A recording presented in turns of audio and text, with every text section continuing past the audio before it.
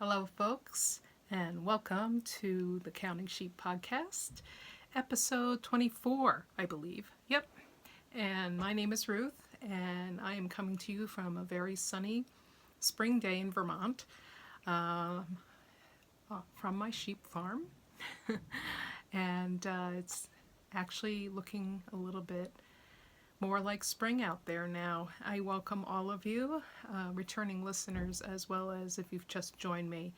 My podcast is about crocheting mostly, some knitting and spinning, and also what I get up to around here on my small sheep farm in Vermont.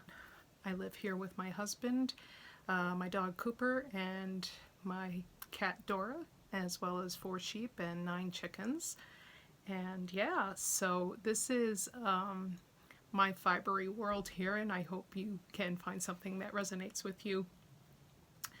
First off, what I'm wearing, this is, I had to write it down, it's kind of lengthy, Adelaide and Frankie's Granny Poncho by Lorinda Reddick, and I'll put it up on the screen. This is a DK weight yarn, 75% cotton and 25% linen. It's called Sistari. Their Monticello collection in DK. So let me just back up and cut myself off here just to show you. It's kind of a nice transitional piece.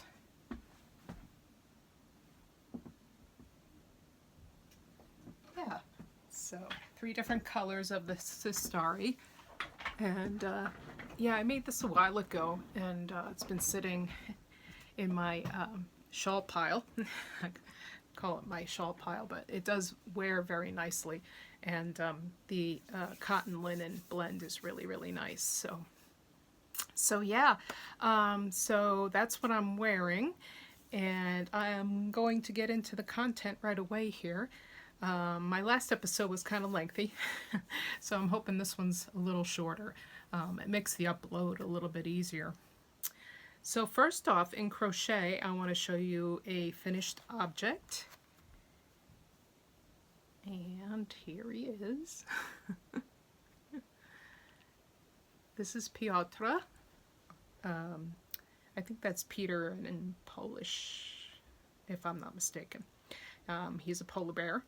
And this was my Toft kit that I won from Longmont Fibers, actually Longmont Fiber Shop, or Yarn Shop rather, in Longmont, Colorado. And I'll bring him a little closer. You can see I did use some safety eyes on him because I'm really rubbish when it comes to embroidery, but I did embroider his nose and I didn't muck it up too badly. He's got a little tail in the back. Oh, he's wicked cute. This was a kit, a Toft kit, and if you're not familiar with them, Carrie Lord is the designer, and she owns the company, and it's from Edward's Menagerie, which is a book of amigurumi animals that she designed herself, and then the spin-off was the kits from the book. So anyway, this one I have as well. This is Morag, the Highland Coup. So certainly want to try to get this going as well. Yeah, I'm having fun with the little animals. They're very cute. This is what he's supposed to look like. I came pretty close. I'm just happy that he sits up on by himself and, you know, doesn't topple over, so. You got to take your wins where you can get them, you know. But yeah, it's a very quick crochet. Yeah, very joyful, very nice. I like him a lot, little Piotr. But yeah, I recommend her patterns. They're very easy to follow, and I've enjoyed making now the bunny, Emma Bunny, and this guy. And now I'll go on to Morag.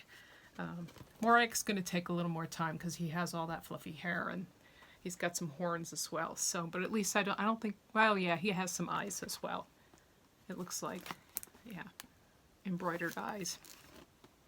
but I'll probably just do the safety eyes, because when you buy safety eyes, they come in multiples of 10 and 20, and so I have pretty much enough to you know, put eyeballs on a bazillion amigurumis. So, but yeah, that was fun. So moving on to whips, and this one you're probably gonna be sick of looking at, but it does take time to work with fingering weight yarn. So this is the Ginan, and I've showed this before. You're watching the progress week after week here.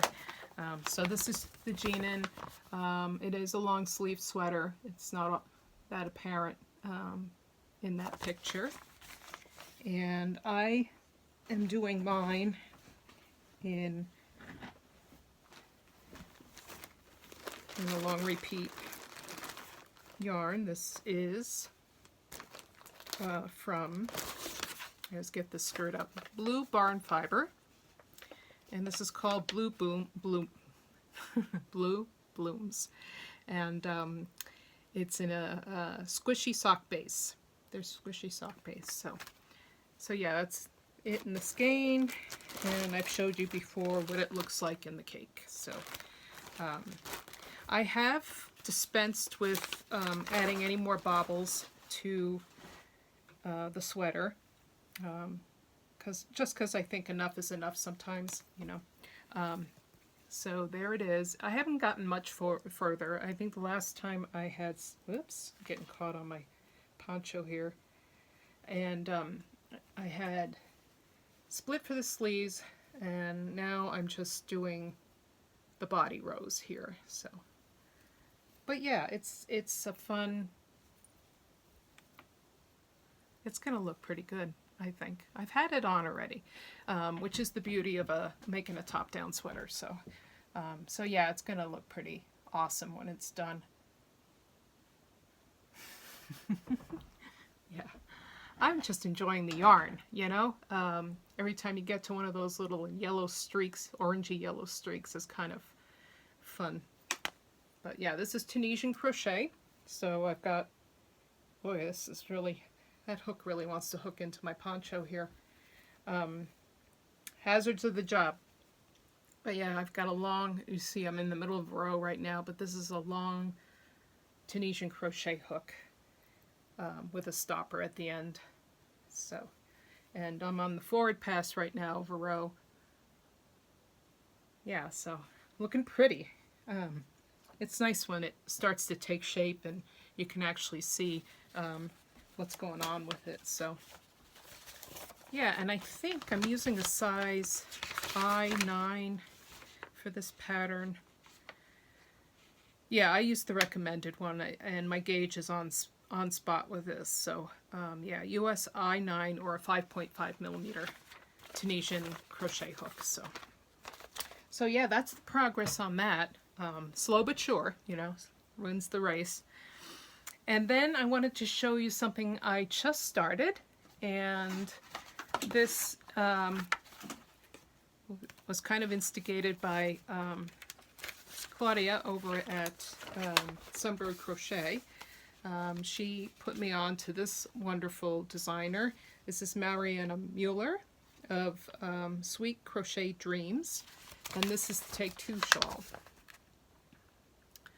And I finally got this started after, you know, the yarn had been sitting around for a while, languishing for another project. And I think I showed you my wild colors the last time, but I want to show you the start of it. The first bit of it is actually a really nice textured pattern. So we can see that within the color. Yeah. So it starts off with just a few stitches down here, and you know, it gradually increases. And this particular yarn, I think the ball band ran away, but I think it was Irish Girl Knits, Free Irish Girl Knits, I want to say. I don't think it's here anywhere. I think it's probably downstairs. So that's this color. And then I'm not sure which color I'm going to move on to yet, but oh, here it is. Here it is. 3 Irish Girls. And this color is colorway is Rolling in the Clover. So that's that. And then I have this from Mitchell's Creations. And they're all sock weight yarn, 4-ply fingering weight. And this one is called Funky Cold Patina. Yeah, Funky Cold Patina, that's the colorway number, or the colorway name. And then I have these two from Hedgehog Fibers. They were just kind of, you know, bought on a whim. And this one is a neem, and this one is guppy. So yeah, I thought they'd look good next to one another. But and then the final one is from Dream and Color yarn, and this is a smooshie with cashmere, and this is called this is just a skein club, so no particular name. So pretty colors. Can't wait to get them wound up, but I have a ways to go on the actual first section. So that'll take me a little bit of time. But pattern so far, well written, and I think, let's see, yeah, I think the first section is like 101 rows. So yeah, so it'll take me a bit just to get through that.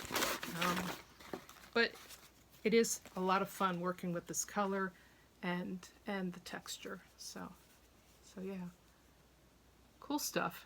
All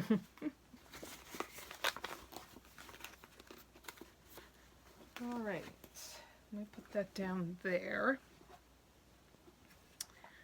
And oh, 3mm hook I'm using so far.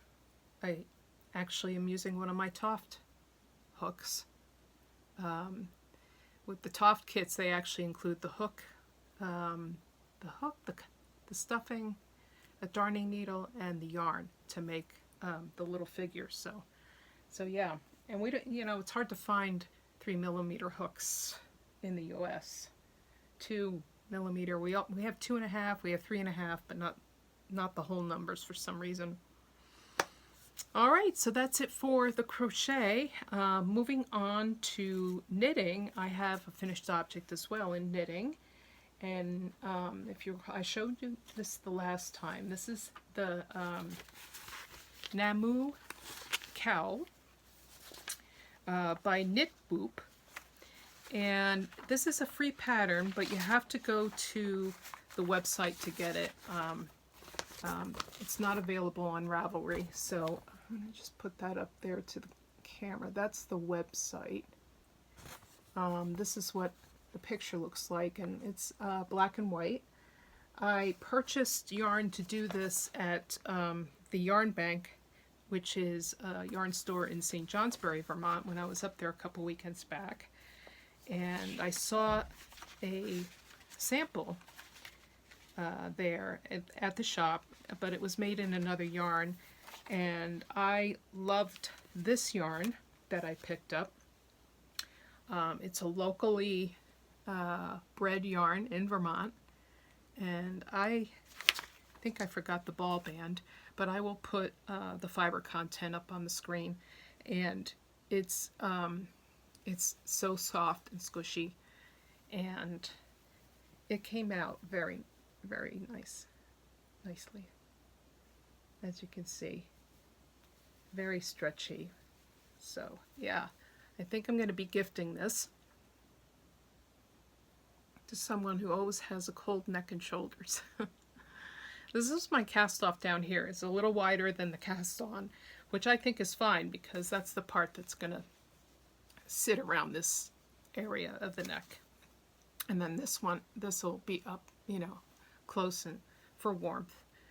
But yeah, now we're getting into the warmer months, not so much of a need for cowls, but they're a nice quick project to do, especially in spring and summer when you don't want a big heavy sweater sitting on your lap while you're knitting or crocheting. So that was really good. Yeah, I think that's all I have to say about that.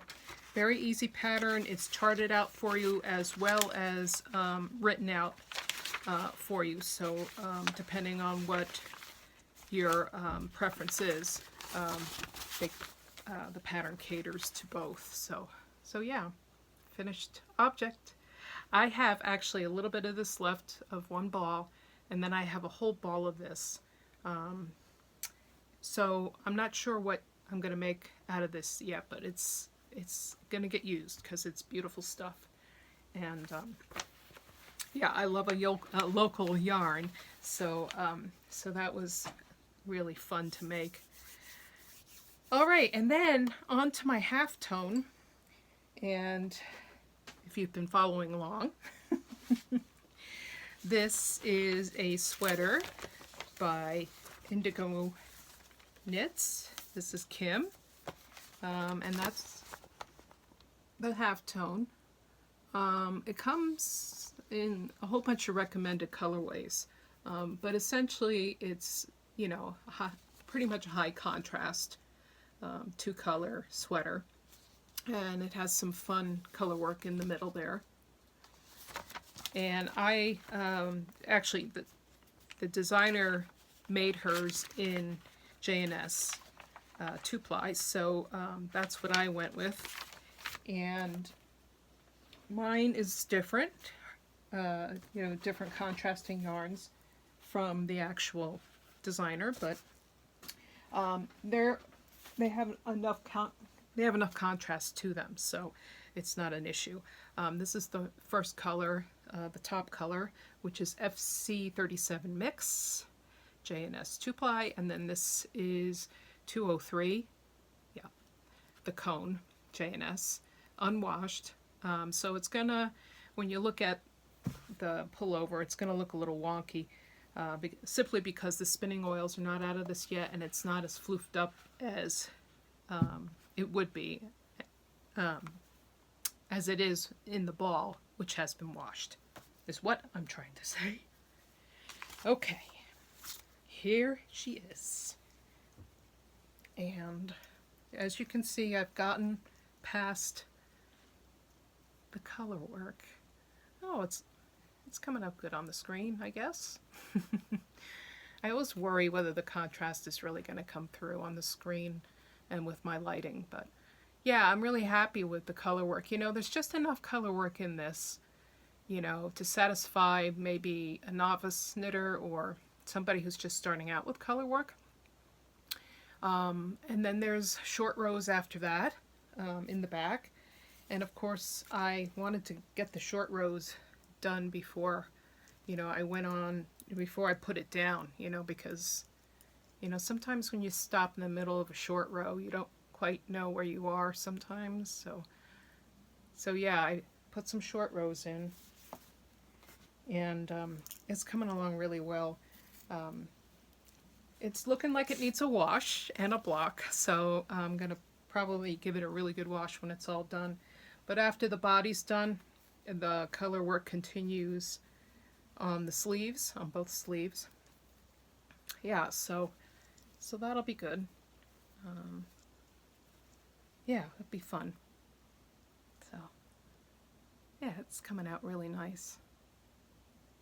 Yeah, J&S is a nice workhorse yarn, and it comes in so many different colors.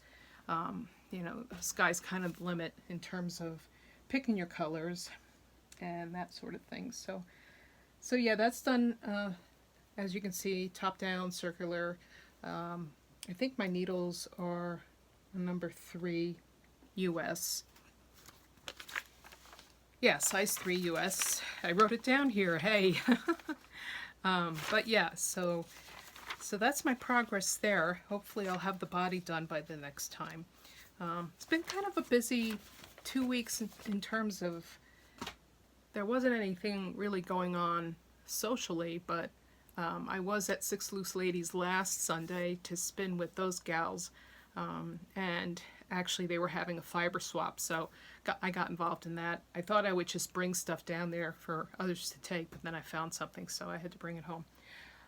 But anyway, it was that was probably my only social outing last week, and I feel like I haven't gotten a lot done, but in other senses I have. So the sweaters seem to be plodding along, and because they're both in a fingering weight yarn, they tend to take longer to do. So just have to be patient. That's all. All right. Speaking of which, I showed my Jennifer Steingass sweater last time. I didn't make any progress on it between last time and this time, so I'm not going to show that this time around, but it is the Nordic Nights sweater, and she was just having this major sale over on, and I think it's still on until the end of the month. So if you want a Jen Steingass pattern, I think it's 50% off until the end of the month. So that's pretty cool. And you know, her designs are just great. You know, and so far her pattern is clear, and having no difficulty with it. But there's a lot of color work in her yokes, and so that's where all the work is. And then once that's over, you just kind of knit, you know. But that one is also in fingering weight. I'm doing it in a hand spun yarn that I made, and a solid color that I acquired while I was up in Maine.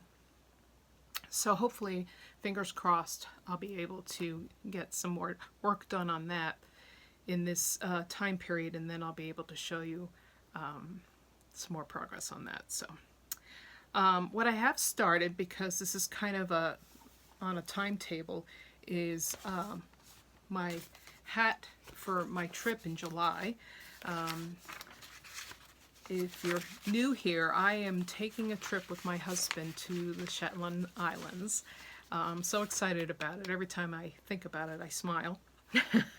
And Shetland has a wool week every year in September.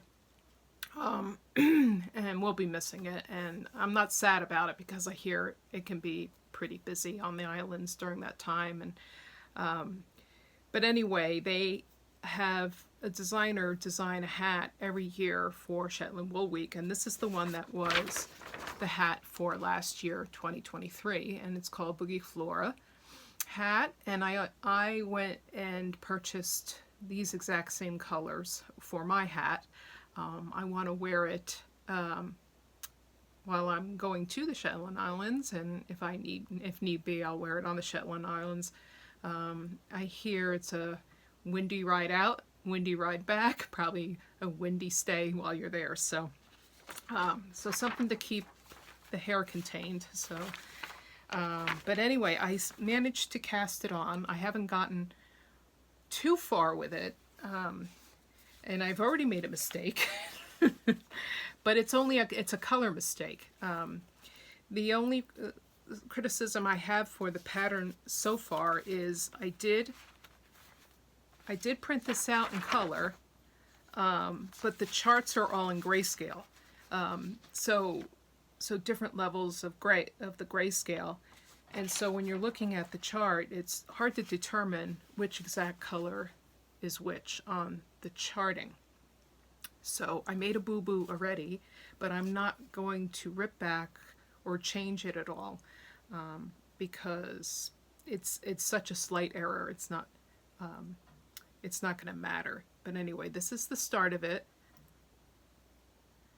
So this reddish color is called ginger, and it is color E, but I believe I was supposed to start with color C, which is this one. So it's a darker. So what I'm going to do is just switch them. So I'm going to switch them around. So the lighter color will be starting for a few rows, and then this one is going to kind of be the highlight in between, and then you go back to this color. It's supposed to be the other way around. I don't think it matters that much. I think I'll have more than enough yarn to to finish the beanie and then some. So, but anyway, the colors I have, this is Jamieson's Shetland Spindrift, and the starting color is Cashew. This color is called Ginger, the one I'm using right now. The one that I was supposed to start with is called Sunrise. And then the other three colors in the beanie are Ivy and Mustard and, whoops, Rust.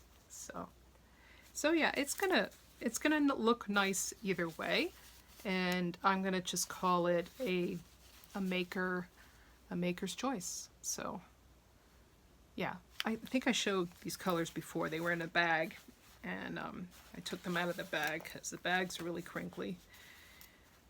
So yeah, that's going to be fun to make. I like colorwork hats. Small project, you see a lot of progress right away, and they're obviously quicker than sweaters. So yeah, that's a Buggiflooer Beanie. And just so you know, I want to give credit to the designer. It's Allison Rendell. And yeah, they have several colorway suggestions in this pattern. Different yarns. One that's done in Jamieson's and Smith, J&S, and another one in Uredale yarns. All of which have their origins on the Shetland Islands. So I think it's very apropos that I wear a Shetland designed hat to the Shetland Islands. So stay tuned on that one.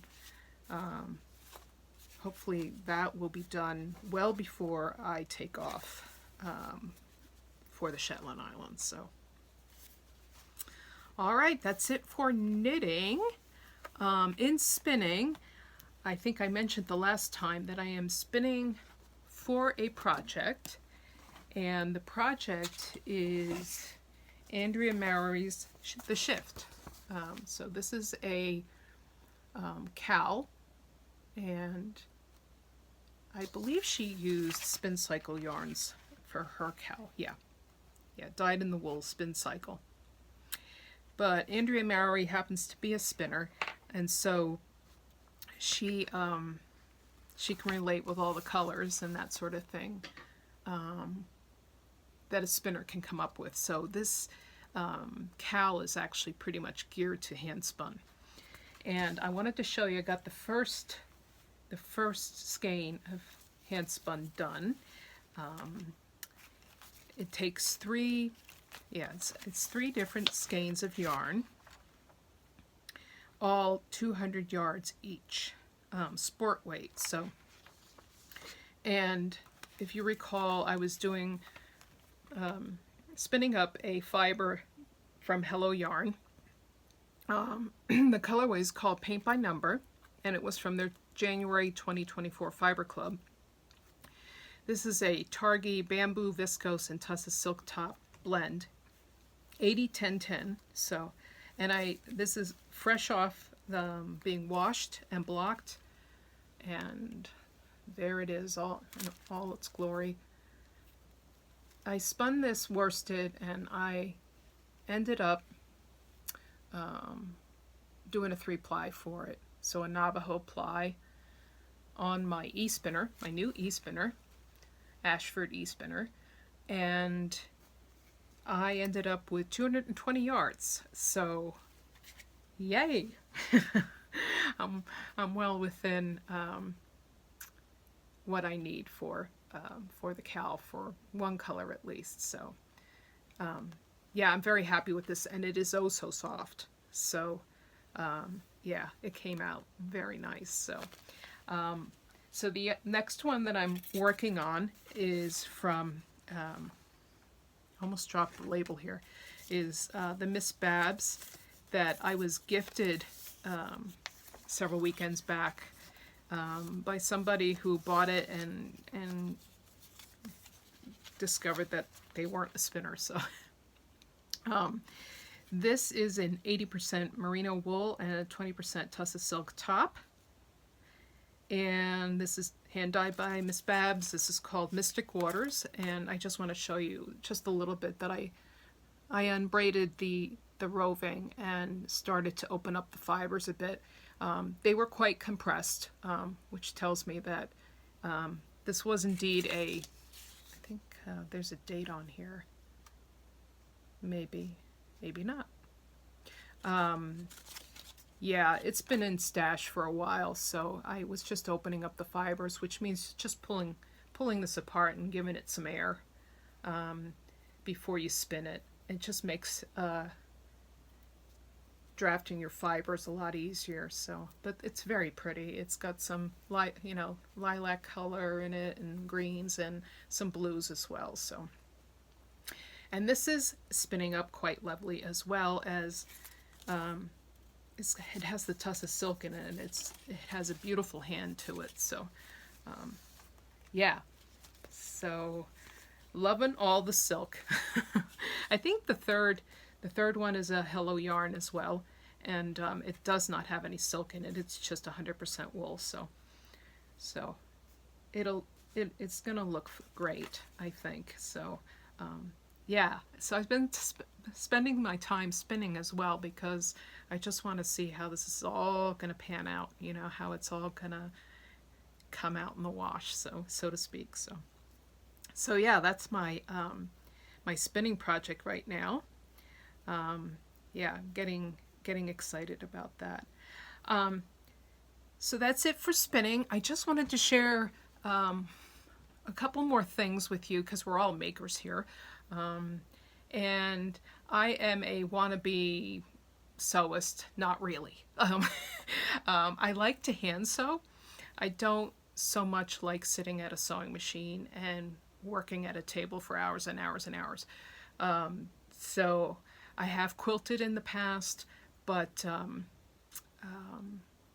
I have made quilts, and they're all lovely, and I admire quilts of other quilters. I think it's a wonderful, wonderful artistic ability. It's just not me, it's just not something that I'm taking forward. However, during the pandemic, I took a couple of online classes with Karen Stevens, who is into the slow stitching movement. And she taught us how to do all sorts of things with hand stitching, which I thought was great, because it allowed me to just sit back after I came home from work and just get into the stitching, and I found it kind of very zen-like and therapeutic. But anyway, long story short is, this is the first year I am participating in the Dodgy Bag Mal, which is run by Allie of Little Drops of Wonderful and Claudia Carpenter of Crochet Luna. So those two podcasters have been running the Dodgy Bag Mal for several years now, and basically the premise is to sew a project bag of any size, of any sort. Doesn't have to be perfect. That's the premise. It doesn't have to be perfect. Just get stuck in, as Allie says. And so this year I decided I wanted to participate, because I had a bunch of unfinished things kicking around. Actually, just one unfinished thing and one kit that had been sitting for a couple of years. So I just wanted to share what I've been doing. You may have seen this on Instagram if you follow me over there. Instagram for me. I'm Counting Sheep at Sunrise Hill over on Instagram, and I'm Counting Sheep on Facebook, and I post in both places. So, but this is a hand-stitched little pouch that Karen Stevens taught us, and she taught us how to sew the zipper in, and do the lining. It's a very simple pouch. But I had gotten it to a point, and then I had tossed it aside for whatever reason, I don't know. But I love it. I finished it off, and so that was my first entry into the Dodgy Bag Mal this year. I love it, my little chicken bag. And then this pouch, this was a kit that I had kicking around, but just never got to, or it got buried. And so I got that out, and I stitched this little pouch together. This is called the Elvina pouch. The pattern is available at brooklynhaberdashery.com. I'm not sure if they have the kits anymore, but I think they have the material packs for the actual bag. But as you can see, there's some Sashiko stitching here. All of it is hand stitched. All these little fabrics are hand stitched together. And the pattern walks you right through. It's a drawstring, and I added the beads. Beads didn't come with the kit, but I had these beads kicking around, and I really liked them a lot. So I just put them on the end. This one is not lined, or yeah, it is. Yeah, what am I saying? It is lined, so just with some white linen. Yeah, and so yeah, really cute. I'm so proud of myself. I have another slow stitching project downstairs. It's another bag, project bag, a little bit bigger. So we'll see if I have a third entry into the Dachi bag now. But, you know, if you like a little bit of stitching, just as kind of an aside, or, you know, a little distraction from crocheting or knitting, it's a fun little contest to get involved in. There are prizes. I believe it runs through May 1st, or maybe June 1st. Yeah, it could be June 1st. So yeah, if you're interested, I just thought I'd put that out there. Some other things that kind of take up my time. So anyway, I think that's going to be it for me today. Hopefully you want to keep this more on the shorter side. And so until the next time, keep stitching or crocheting or knitting or spinning. Stay well, and I will talk to you soon. Take care now.